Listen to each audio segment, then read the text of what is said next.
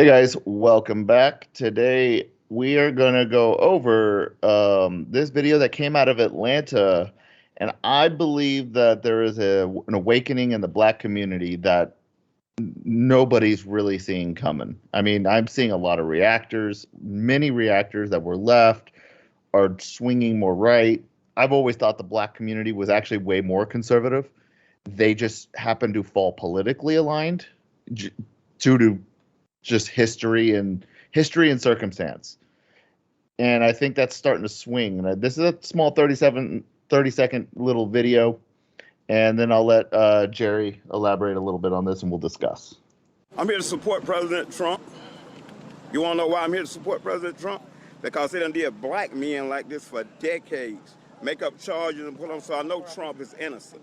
I support Trump against this corrupt, two-tiered justice system. That's why I'm here to show my support as a black man for Trump. And I'm wearing my shirt, Niggas for Trump 2024, and I mean that. What do you think about the indictment? Oh, it's a bunch of bullshit. All right. You know, interesting is as a child, when I grew up, I was raised in LA in the San Fernando Valley. Mm-hmm. And we had, I mean, there was blacks here and then Mexicans here and obviously whites and Asians and such. Just California, right? It's a mix. And but most of the blacks that I knew, and I knew quite a few of them, and their families were pretty well grounded and very polite but traditional values, if you will. I mean, the same values I was raised with. Right. And as we saw through Johnson's, legislation, President Johnson's, and the welfare stuff, and then he brought out and all the nonsense, and the Democrats somehow undermined the black family, I think, and caused them to be decimated in a lot of ways, not every way, but a lot, and lied. And somehow they flipped the table on the Republicans, who in fact were the ones fighting in the Civil War as the Yankees or the Northern group. And the South was the Democrats, right? Yep. Fighting to keep slavery. One of the things they were fighting for, not that it was all that, but it was a big part. And that it was the blacks and the South were persecuted especially hard by the Southern Democrats, the governors and such, were bringing in the National Guard against Martin Luther King and the rest. And somehow the Democrats are really good at flipping whatever they're doing that's wrong and then blaming the Republicans on the other side. Yeah. And we see this just like this fellow was talking about with Trump. That's exactly what they're doing. They blamed him, said he had collusion with Russia and he was taking Russian money and all this and all these lies all turned out to be wrong, untrue, which Trump certainly knew they were untrue because he would have known if he was doing it. But most of us who supported him believed it was untrue. But yet here's their guys taking money, right? Not only from Russians, but from Ukrainians, from Chinese, from Romania. I mean, you name it. And somehow the Democrats, with their dishonest policies and just I think their souls dishonest politically, have managed to take their criminal behavior and reflect that over on like it's the Republicans. And believe me, I don't have any love loss for a lot of the Republicans either. And there's a lot of bad ones in there and that need to go. Matter of fact, we could just about clean out probably about 80% or 90% of Congress and still leave a few bad ones in there. But it's interesting because this lightning rod that Trump has become for the American people. I mean, not every black is on welfare or working in a crack house. They're not all robbing the stores. There are a lot of blacks who don't believe in that kind of stuff, don't want to participate in that kind of stuff. And they see Trump as what he's saying, and they can see who's allowing this stuff to occur. And that pushes them into, now they see this very same thing, just as he said, that they've suffered over the years by the government, because it's the government doing this. It's not just the people; it's the government, Right. attacking them and locking them up for nothing or for things that they wouldn't lock up other people for. Is that now they're doing it to Trump, and so that I think the Democrat Party is not going to be happy with that. They're bonding and binding a lot of the traditional black community, if you will, and the thinking black community to Trump, bringing him his way and going, hey, you know what? They're doing the same thing to us. They're doing to him. And they were lying about us, and we believe they're lying about him. Yep. And I think that this is the olive branch that the quote unquote patriot white side can wake up from a little bit. You know, we talked about it previously on Chris Webby's Raw Thoughts video about the blue line. Okay, so everybody, if they start to understand, and this is specifically speaking to the white people, because I think the black people fully get this: police are not your friend. Just straight up, they're not your friend. They are not there to help you. They are not there to serve you. I'm going to interrupt you just for a second, just to share something with the audience. And about 3 years ago, my 91-year-old aunt, who was 5 foot tall, maybe she was probably a little less than that, blind, living in California in Ventura County, thought she had an intruder at her house. She called 911, and the sheriff's department sent out. They'd been out there before because she thought she'd had intruders before, and the neighborhood had deteriorated some. It was really nice when she moved in, and she had an old single shotgun that she had. And when the police came to her door, she opened the door, and the cops saw the shotgun and shot her several times. 91 years old, blind, and I'm sure she was wearing a house overcoat. The little old lady, and 91 years old, shot her and killed her. And she called them because of the worry about an intruder. It was obvious she wasn't the intruder, and they'd been out there before. Right. And there's a saying the cops use that I have learned to detect very, very, very much now. Officer safety. That is their blanket card to violate any rights, because officer safety trumps everything else. Interestingly, though, like on the LAPD cars, Los Angeles Police Department cars, it used to say Department of Public Safety. Yeah. Right. And as Department of Officer Safety. Right. Yeah, they need to change it. And believe me, I saw in the Vietnam time, I remember seeing some LAPD cops work some people over for nothing.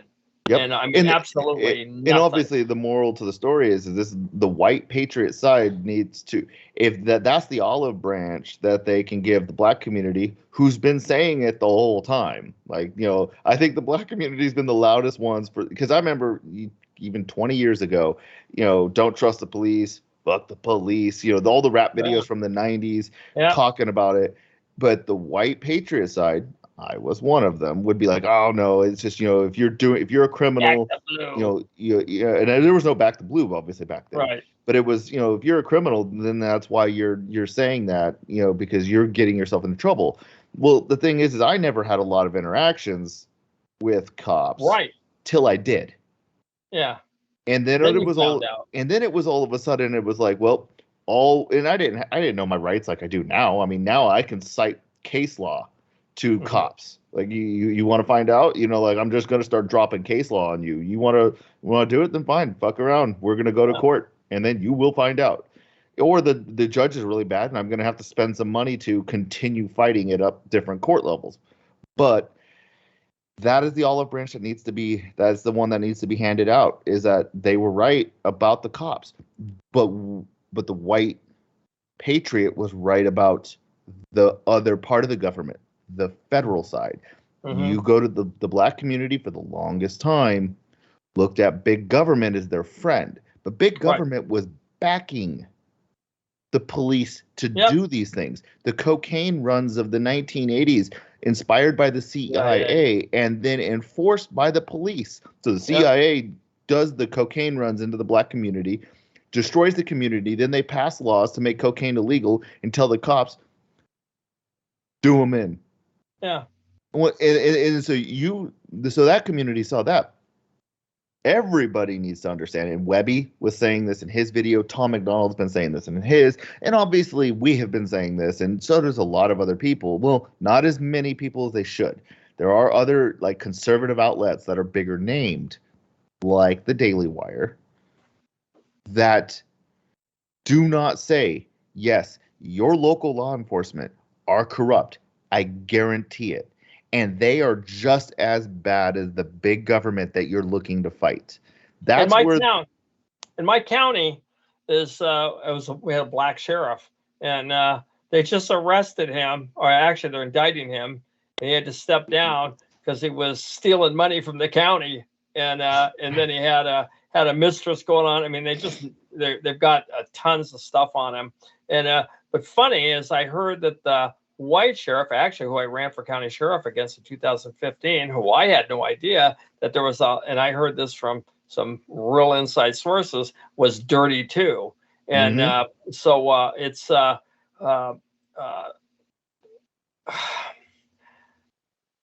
enforcement can be a real danger to the people and certainly to their freedom. And when when you're willing to sacrifice your freedom for a little bit of security, you deserve neither. Yep. And that's what you're going to get is neither. And Yep. I hear two tiers, that we have two tiers of justice in this country. Well, there's not two tiers of justice. There's just massive injustice. And you can't treat one crowd according to the law and then the other ones and just frame them and or murder them. I mean, there's no justice. I mean, that's some tyrannical rule is what that is, because Hitler could have said that. Well, we just have two tiers of justice is all, Right. We don't get hurt for anything, and we kill everybody else. Right. And these guys are getting it, and we all need to get it. I mean, I mean, that's why I tell you one thing is the government's so afraid of, and the media, hence it's their propaganda arm of the government, is that they're afraid of the blacks, the Hispanics communities coming together with the patriot communities in this country. That's why they always say white nationalist, racist, swastikas. They're always pushing that against anybody who supports the Constitution and would be considered in the patriot community, which is crap. Yeah, because they're desperately trying to keep the black community from aligning themselves with the white community. The second that happens, it's game over. It is. Yeah, well, we're all in the same boat. Mm-hmm. And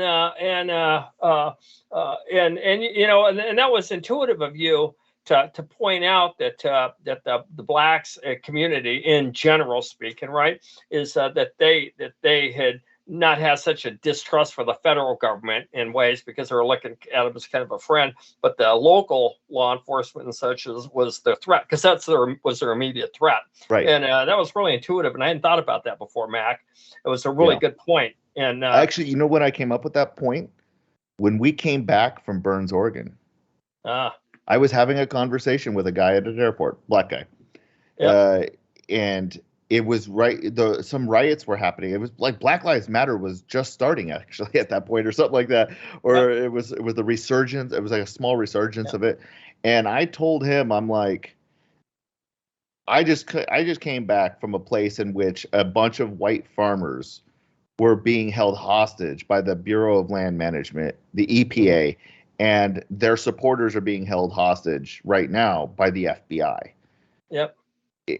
All without due process. There's not going to be arrests. It's going to be gunshots. And and he was like, the police are the evil. And I'm like, I agree with you. You have to understand though that the evil is also the feds. The evil is anybody who is saying that I am from the government and I am here to help. Well, yeah, it's the feds pump a lot of money into your local police department and sheriff's department. Who writes the laws? The feds write the laws. That's where their loyalty is. And then the police cannot discern in their training. They are taught literally no constitutional law. They are taught local codes that they enforce, and they given a very basic understanding of where their authority goes. The problem with basic understanding is that it is not enough understanding to understand that if your own codes and policies of your department are illegal, how do you, we were talking about before, how do you cease to follow an unlawful order? If you're a cop, how do you go against your command, your department's policies, and they're the way of doing things, and the laws that you are aware of that give you your authority? How are you to know, well, wait, I'm not going to follow that policy by our department? That policy is unconstitutional. That policy makes me violate rights. This is me giving the benefit of the doubt to the cops. Okay, right now, this is a moment of me giving the benefit of the doubt. But they're not taught anywhere enough, the legal components of any street interaction. Because I'm watching basic street interactions that are gross constitutional violations every time. We're talking, I see 1% videos that come out that are even remotely positive, and these are by people that will share a positive interaction with a cop. It's every single time. It is without fail. It is, and everybody says, oh, it's a failure of training. Yes. But the problem is actually it is too much authority to the cops, because there's no way to train a cop with enough legal knowledge, enough constitutional knowledge, every single cop, how to do it right. And then that's assuming that then when they know how to do it right, that then they have the guts to say no to the command authority that tells them do it anyways. I see a lot of cops. There was an audit I saw. This chick, female cop, pulls over this black guy. Okay. They were going at it. She was telling him that basically she hit him with her car. Mm-hmm. Then she wanted his license and registration. So she was pulling him over for her hitting him. And he told her no. He's like, I want someone else here to do it. Yep. He has every right to ask for someone else. She hit him. She cannot be the determinate authority figure in a case in which she hit the guy. Like, that's right. That's called recusal. You recuse yourself. Yeah, she has to recuse herself. And but you think she knew that? She didn't know that. Now, she wasn't the biggest problem. She even said, it was my bad. I did it, but I don't know what to do here. So she's like, let me call my supervisor. So she actually started to kind of do the right thing, right? Well, she had the sense to do that. Not that her supervisor came. The guy was extremely upset. He was saying, this is bullshit. I shouldn't be detained for this. I need your guys' badge numbers, and I'm going to file a complaint, blah, blah, blah, blah, blah, blah, right? He's upset. Supervisor wasn't having it. He was like, I don't, basically he didn't care. And he told her, arrest him. For what? Disorderly conduct. Oh, and obstruction of justice, because they always throw that one in there. It's always obstruction of justice and disorderly conduct when they don't have a reason. Not that they have a clue what justice is. Right. So, and so what's funny is that actually a lot of the black community, they know their rights a lot better than most of the white community. Well, they've had a lot more practice. They've had a lot more practice. And he's like, well, wait a second. What did you guys pull me over for in the first place? They're like, that isn't why we're having this conversation. He's like, exactly. He's like, how are you getting me for disorderly conduct and obstruction of justice if you haven't pulled me over in the first place and this is a traffic accident? You can't arrest me for something I haven't done. These are secondary charges. Where's my primary? You have to have a primary before you give me a secondary. They didn't care. Arrest him. And she literally told the dude, I'm sorry. I'm just following orders. And that's where she failed. Yeah. That is why even the good cop cannot be a good cop when they have fear that disobeying an order, even if it's unlawful, will lead for ramifications? You damn straight it will. She will lose her job, but you know what? Lose your job in honor. Well, there's the IRS whistleblowers and some of the FBI whistleblowers that have come out, on some of the stuff with Biden and his son Hunter, that have come out. And of course, they were threatened by their bosses, their agencies. They lost their jobs. lost all their property when they were moving, laid them off, threatened them, and just for telling the truth, because they were doing their job properly. Yeah. And what needs to what needs to happen is those ass kissers that they've worked with, maybe friends, supposed, for years, and the other employees need to think, hey, you know what, this could be me over something. If the rule of law and there's no right and right and wrong don't have a place here, what's to keep them from picking on me for something that they get a hair up their rear over something I said or did that Right. they're not going to agree with, and they decide, hey, you know what, I'm gonna cost you your job. Right. And so they need to get out in front of that and step out and say, hey, you know what, we've got a voice right now, and we need to clean this up so that it's fair for everybody, that things are run properly, and that we can clean up the corruption in here, and at least do our job right.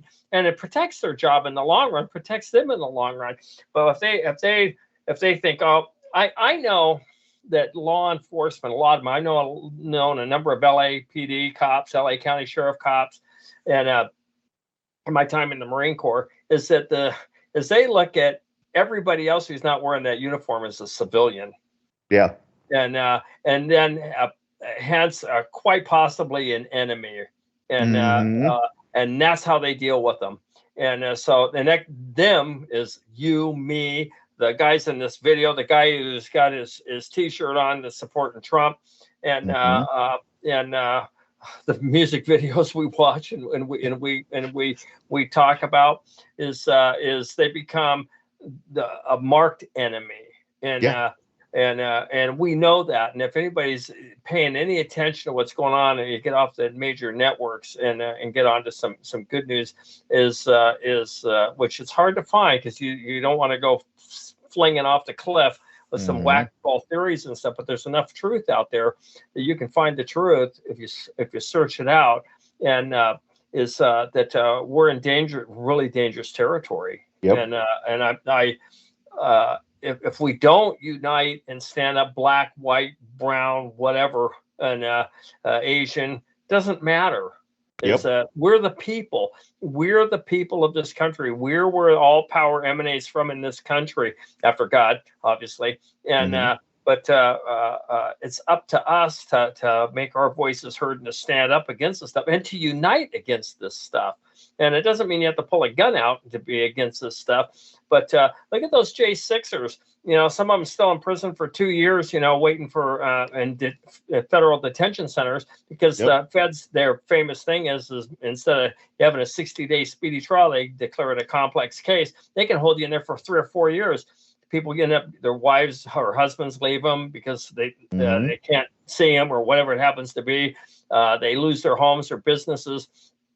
There's Stuart Rosewood just got 18 years, I think, in prison. Well, let's hope that either Vivek already said he would exonerate what is it called? Exonerate them. It's or give them amnesty, or commute their sentences if they're completely release them.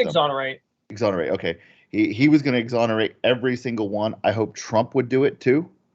Trump has not come out and said that he would exonerate all the J6 people, because let's all be real, nobody really did anything that bad to deserve that level of lockup. Maybe fines, but with all that what went on in that is just exonerate them, because that's just more Ashley nonsense. Babbitt, Right? I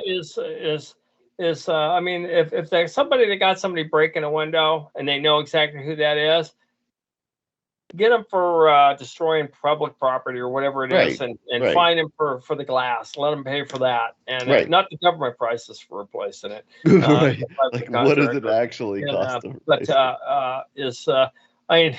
It amazes me that our government acts like they're so concerned about the rule of law, and when they continually are abandoning the law and breaking it, and then using it against us, and then acting all high and mighty about it. And they act like they're worried about how much about the spending and the taxes and the budgets on that we're incurring, while they're throwing money out. And then they Ukraine. come after us with the IRS to get it back, the money, a pittance of what they squander on one bill. I know. It's insane. Wild. Our founding fathers are rolling over their graves. Yep. And All right, rightfully guys. so. If you guys like this one, comment down below, like and subscribe. See you guys on the next one. Peace.